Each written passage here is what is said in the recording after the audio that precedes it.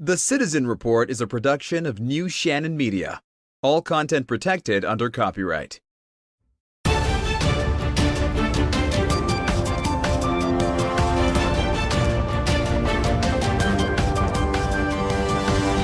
This is the Citizen Report with Jonathan Shannon.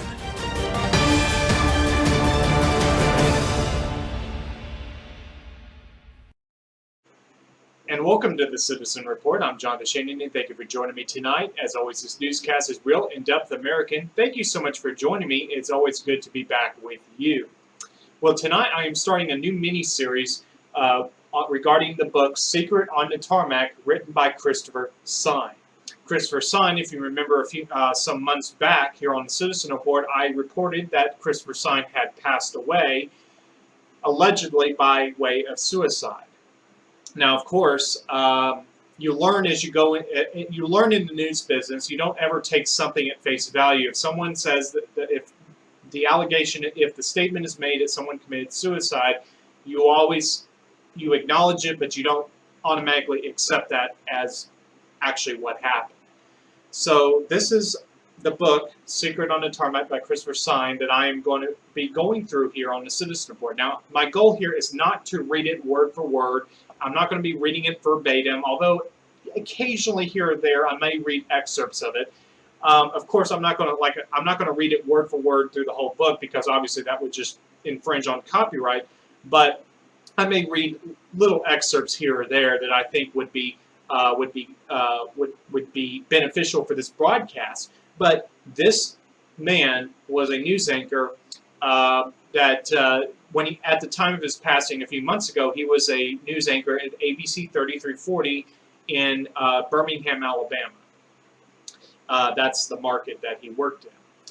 And at the time of this infamous meeting of Bill Clinton and then Attorney General Loretta Lynch, he was working in Arizona as a local news reporter there. Now, I have only read the preface and the first chapter. And basically, the first chapter really kind of delves into basically the first beginnings of his TV news career. And basically, he gets his start in Montgomery, Alabama, and he was working at ABC 32 there. And then he went on after that to Texas, KWES, and then after that, he would go back to Alabama to work basically in Tuscaloosa, Alabama for the ABC station that's actually in Birmingham. But basically, he talks about some of the things that happened early on in his career, in particular where he starts off his TV news career in Montgomery, Alabama. He talks about how he basically in the early beginnings of his career, he went to cover a story, and there were two other stations that were there to cover a particular story, and they actually conspired to try to, basically they didn't let him in on what was going on. There was going to be a news that the events, I should say, would unfold in 15 minutes. So they were hoping that Christopher Sign would pack up and leave, and the other two stations would get in on the scoop. They would get the footage, and they would basically shut out Christopher Sign from this story. So he basically points out how the news business is basically a cutthroat environment. And then while in Texas, he talked about how basically he went to cover what was believed at the time to be an oil field fire, but it actually turned out to be a drilling rig fire, to use his words. And basically, and I'm going to read one. I'm actually going to read two sentences here. It says, "As it turned out, the fire wasn't an oil field fire, but it was a drilling rig fire. Oil rigs, which are common in West Texas, are the tall platforms visible from miles away." So basically, he went to cover this. He and his photographer got some footage, and basically the person from the company basically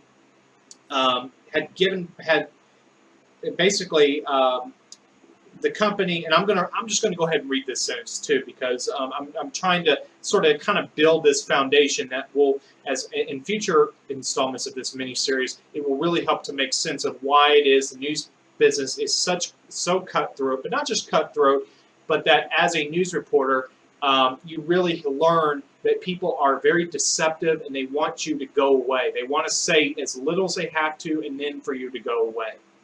Now, this is what it says here. And it reads, quote, "Once we arrived at the area surrounding the fire, we learned the company had a manager on site who had been given permission to provide the media with information. The information was, quote, 'There's been an incident,' unquote." That was it. That was all he would say. So basically, and Christopher Simon goes on in this chapter to basically, and later down a few sentences, you actually learn that that his station had crews at the hospital, and basically in a two-way radio, and basically the crew alerted us, or I should say, Christopher Simon, and his photographer, that at least two had arrived at the hospital from the oil rig fire. So basically. And even just down below that, it says, police in Montgomery said there was nothing to see. Big business in Midland said there was nothing to see. But there was something to see. So basically, now what he said by police in Montgomery, and let me go back actually a little bit. Basically, the first story he talks about, it was that first job he had, the first TV news job that he had, where basically while he was working at that Montgomery, Alabama station, basically, the police said that he responded to an incident, basically, and that basically there was a call that involved a gunshot wound, and it says literally here, the call involved a gunshot wound. So he caught wind that there was a gunshot wound, but that the police basically said there was nothing to see. Now, as I said earlier, those other two crews, and let me be very clear in saying, I actually went back to talking about the first job that he had in the TV news business in Montgomery, Alabama, and basically he talks about how these other two stations were in the know that the events would unfold in 15 minutes, but that they were keeping him out of the loop so that he would go away. He was the rookie reporter. They wanted to embarrass him, keep him out of the loop. They just wanted him to go away. So he saw that the station, the two stations packed up and they left, and he saw them as he was leaving that community. Basically, after he passed them upon leaving this community, both stations were turning around. And they were thinking, they must have thought that he wasn't going to see them. So he went back to the scene, and then and he saw that the photographers were quickly pulling out their cameras and basically placing them on tripods and focusing them on the house. And basically, he basically did the same thing. And it says here, and I'll just read this quote here. It says, "Just as I powered on the Sony Betacam, the body of the child, covered in a white sheet, was wheeled out of the duplex-style home. Directly behind the gurney was a sobbing mother with an older woman who had her arm around her." So basically, what his point basically is, generally speaking, is that in addition to explaining the cutthroat business of the news business, that basically you can't trust anyone outside of your team, and he basically says that. I'll read that in just a moment, but that the police there were saying there was nothing to see, but that just 15 minutes later, the two crews, of course, they knew about it. They just didn't want Christopher Simon to know about it because he was the rookie reporter. But that the remains of the small child were carted out of the house. I mean, it's really sad to think about, but it also points out how, like I said, cutthroat the news media is. The reporters, they want to shut out their competition, basically. And if you're competition to them, then you're their enemy, basically. I just want to read to you I just want you to, I want to read basically about 2/3 of page 13 here. And I know it's a little lengthy, and I'm trying not to violate copyright or anything like that, but I just feel like I just want to kind of read this so it would be to my audience here of the Citizen Report's benefit. After all, the officer said there was nothing to see. The competition tried to drive me from the scene, and I was alone. I believed everyone around me, and it was almost a significant mistake on my first breaking news story.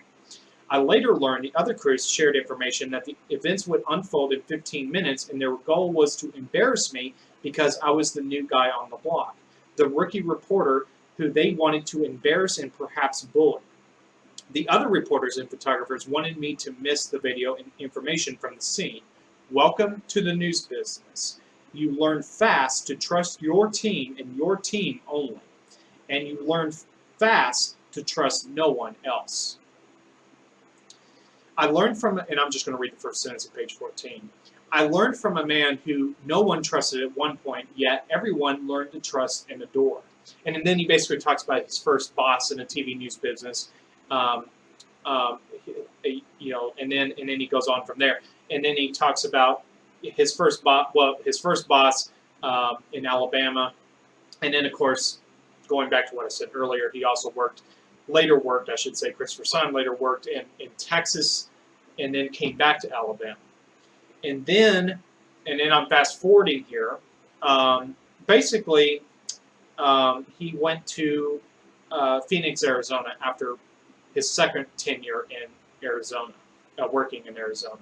So it's a very interesting first chapter because he basically, I think there's a lot of things that can be said here. For one thing, it conveys to me that he has a genuine heart, or I should say he had a genuine heart. He wasn't just this ruthless reporter. You know, you see this personal side to him clearly reflected in these pages as well. That he wanted, like for example, I'm just going to mention this too. Basically, during his second time in Alabama as a reporter, he was, it says right here, a bureau reporter in Tuscaloosa, Alabama for the ABC affiliate based in Birmingham. And basically, on his day off in his Tuscaloosa apartment, his wife basically told him that his pager was buzzing on the table and that it was a message from the newsroom to let him know that he was on standby for breaking news, and that there was an underground mine explosion. What he called, and it was told it was an underground, there may have been an underground mine explosion. And then simultaneously a collection, and I'm just going to read this, it says, simultaneously a collection of Tuscaloosa County Sheriff's deputies zipped past my apartment, which was perched off a busy highway leading to what we called the Brookwood Mines. And basically, and this is one of the reasons why I say this shows his humanity, that this was not just, you know, a reporter in it for the scoop. You know, he was, you know, he also had this personal side to him. And basically, you know, basically that there was a situation that was happening at this mine, and basically that it says right here. I'm just going to read this small part of page 20, and it says, the fact they were even talking to me was significant. Miners are tough, loyal, and private people who don't trust those outside their circle. On this day, I was in the circle and felt empowered to get out. On this day, I was in the circle and felt empowered to get answers for them, not my viewers. So he basically says right there that on that day, he was there to, you know, he was there to be at the service of getting answers for these families, you know, these miners. But not, you know, it wasn't even the viewers, even though he was there, you know, to do his job. But that just points out, in my personal estimation, that he was really there to be. He was a reporter, but he also was a genuine person. So it's a very interesting book, and it's already grabbed my attention. So I look forward to seeing what the future chapters are going to hold. And at the very end of chapter 1, I'll flip back to it here in a second. It says right here, he talks about after a few years in Tuscaloosa and Birmingham, Alabama, I applied for a reporter position in Phoenix, Arizona. My wife, small dog, and I were off to the desert. This time, the whole world would see. I wasn't going to be told there's nothing to see here. So, and of course, I should clarify. He also speaks on his experience in college football, and that he basically there's this brotherhood with his team that lasts through life, and that basically that there were people that he thought.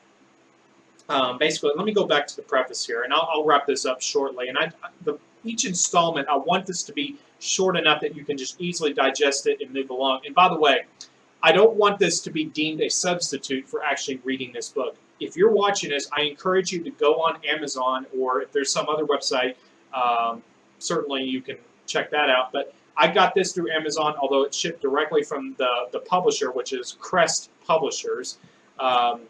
Crest Publishers has a P.O. box in Chelsea, Alabama, just so you know. But he talks about, let me go right here to, this is in the preface, by the way. And I think this is also very interesting because it speaks to the challenges that he would face during this time he was covering this big infamous story about Bill Clinton and Loretta Lynch for this secret on the tarmac. And it says right here, and now I'm only going to read a few sentences here. And again, I'm trying very hard not to outright violate copyright, and I give full copyright acknowledgement to Christopher Sign, rest his soul, of course, rest his soul by the grace of God, and of course published by Crest Publishers. Let me read a few sentences here on page 7. I think this is very interesting because it points out, for one thing, that this, once you go against the Clintons, it can get really, the heat can be really turned up. If you go against the deep state, I should say more generally. It says, nobody knows the secret tarmac meeting as well as I do. And this was a story I knew would leave some people bruised. I was surprised at who would walk away bruised, who would ignore me, and who would come to my side when I needed it the most. Little did I know playing football at the University of Alabama would guide me in such a critical way. There's a bond and a brotherhood that speaks volumes in a simple handshake and hug. The bond that's built on the field sticks throughout life, no matter the school. Few people know what events transpired after I broke the story. Amid threats, a team huddled around me. The team wasn't there to directly protect me, but there were many who watched and waited to step in when I needed them most. Former coaches, teammates, NFL Hall of Famers were there, yet others who I thought would be there vanished. So it's and like I said, I've only just read the preface in chapter 1, but I'm already this book is really good, folks. If you have even the slightest bit of interest in the news business, and even if you're not seeking it out as a profession, if you're not doing a podcast, even if you just want to kind of know about this, I'm telling you, folks, you're going to really wish you will not regret getting this book.